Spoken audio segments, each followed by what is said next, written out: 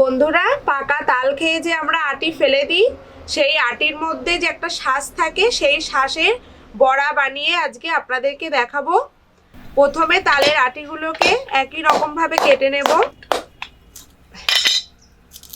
এইভাবে প্রত্যেকটা তালের আটি কেটে নিচ্ছি।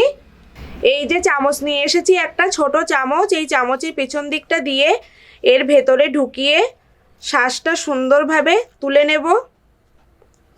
এইভাবে প্রত্যেকটা আটি থেকে শাঁসগুলোকে একই রকমভাবে তুলে নিচ্ছি। প্রত্যেকটা পাকা তালের আটি থেকে শাঁস একইভাবে বার করা হয়ে গেছে। এবার কলের জলে পরিষ্কার করে ধুয়ে নিয়ে আসব। কলের জল থেকে খুব পরিষ্কার করে ধুয়ে নিয়ে এসেছি। তালের শাঁসের বড়া বানাতে গেলে শিলনোড়ায় ফেলে তালের শাঁসগুলো আধা ভাটা মতো করে নেব।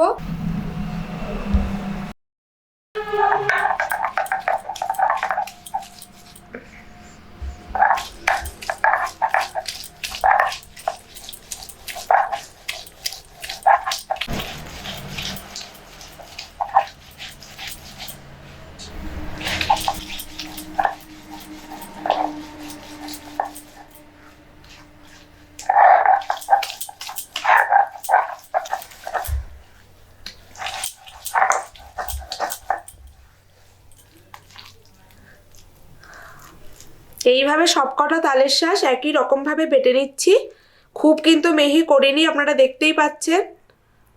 একই রকমভাবে সবগুলো তালের শাঁস বাটা হয়ে গেছে। এবার এর মধ্যে যে যে মশলাগুলো আমি অ্যাড করব সেগুলো আমি বলে দিচ্ছি। প্রথমে বেসন দিয়ে দিচ্ছি পরিমাণ মতো, লাগলে পরে আবারও দেব। স্বাদ মতো নুন দিচ্ছি, পরিমাণ মতো হলুদ গুঁড়ো, অল্প পরিমাণ চিনি, আদা বাটা, জিরে বাটা, কাঁচা লঙ্কা কুচি, লাল লঙ্কার গুঁড়ো। এবার এগুলোকে একসাথে মেখে নিচ্ছি।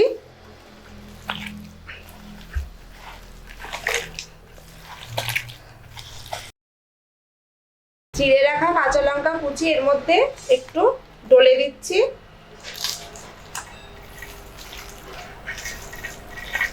মরিচ বাটা দিয়ে দিচ্ছি।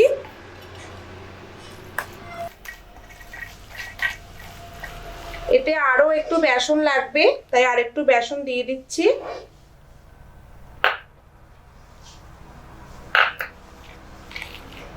আবারও একটু মেখে নিচ্ছি ভালো করে। তালের শাঁসের এই বড়ার রেসিপিটা আপনাদেরকে আমি নিরামিষভাবে দেখাচ্ছি। আপনারা চাইলে এর মধ্যে পেঁয়াজ রসুন বাটাও অ্যাড করতে পারেন। মাখা হয়ে গেছে। এবার এগুলোকে ছোট ছোট করে লেচি কেটে নিচ্ছি। লেচিগুলোকে এইরকম সাইজের করছি আমি, আপনারা চাইলে এর থেকে ছোট বড় দুই রকমই করতে পারেন। এইভাবে প্রত্যেকটা লেচি একই রকমভাবে একই সাইজের করে নিচ্ছি।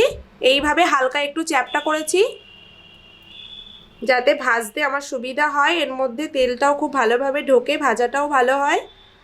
এই মাপের করেছি। এর থেকে চাইলে আপনারা একটু বড় ছোট দুই রকমই করতে পারেন, কোনো অসুবিধা নেই। গরম কড়াইতে সাদা তেল দিয়ে দিচ্ছি।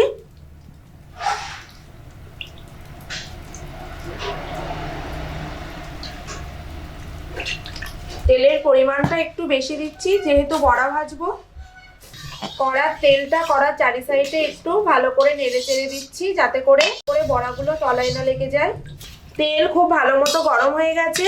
গরম তেলের মধ্যে লেচিগুলো দিয়ে ভেজে নেব।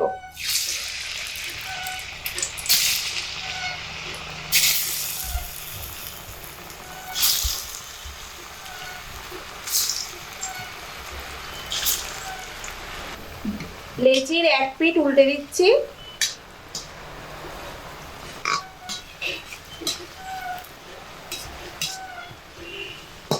বড়াগুলো করার সময় অবশ্যই খেয়াল রাখতে হবে উনানের আঁচটা যাতে একদম হালকা আঁচে থাকে, নইলে উপরে পুড়ে যাবে, ভেতরে কাঁচা থাকবে, একদমই খেতে ভালো লাগবে না। দারুণ একটা সুগন্ধ বেরিয়েছে। তালের শাঁসের এই বড়ার রেসিপিটি, এটি কিন্তু শুকনো মুড়ির সাথে বা গরম ভাতের সঙ্গে খেলে খুব সুন্দর লাগে খেতে। চটপট বাড়িতে কোনো অতিথি আসলে এটা বানিয়ে খাওয়ানো যায়। বড়াগুলো ভাজা কিন্তু একদমই হয়ে গেছে, দেখছেন কত সুন্দর লাল লাল হয়েছে। তার মানে বড়ার ভেতরটাও কিন্তু খুব সুন্দর হয়েছে ভাজা। এবার নামিয়ে নিচ্ছি।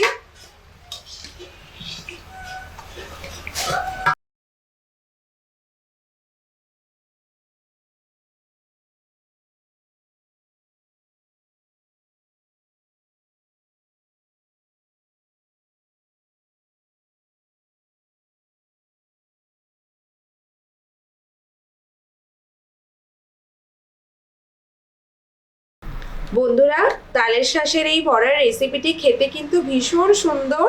আপনারা খেলেই বুঝতে পারবেন এটা কত সুন্দর খেতে। অনেক সময় তালের আটি পড়েই থাকে, পাকা তালের যে আটিগুলো, সেগুলো আমরা খাওয়াই হয় না আমাদের। কিন্তু এই আটিগুলো কেটে ওর ভেতর থেকে শাঁস বার করে ধুয়ে বেটে এই যে বড়ার রেসিপিটা, এটা খুব সুন্দর খেতে। তালের শাঁসের এই রেসিপিটি পুষ্টি গুণে অত্যন্ত ভরপুর আর সেরকমভাবেই টেস্টি। আজকের এই তালের শাঁসের রেসিপিটি আপনাদেরকে কেমন লাগলো অবশ্যই কমেন্ট করে আমাকে জানাবেন। আজকের মতো এই ভিডিওটা আমি এখানে শেষ করছি। সামনের দিনে নতুন কোনো ভিডিও নিয়ে আবারও আপনাদের সামনে আসবো। ততক্ষণে আপনারা ভালো থাকবেন, সুস্থ থাকবেন। ধন্যবাদ।